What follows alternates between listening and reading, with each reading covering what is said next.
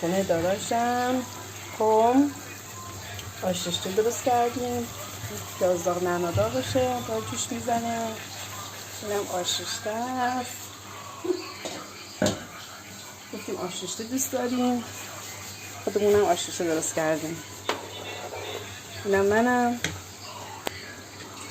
دارم دورش میدم آش رشته رو.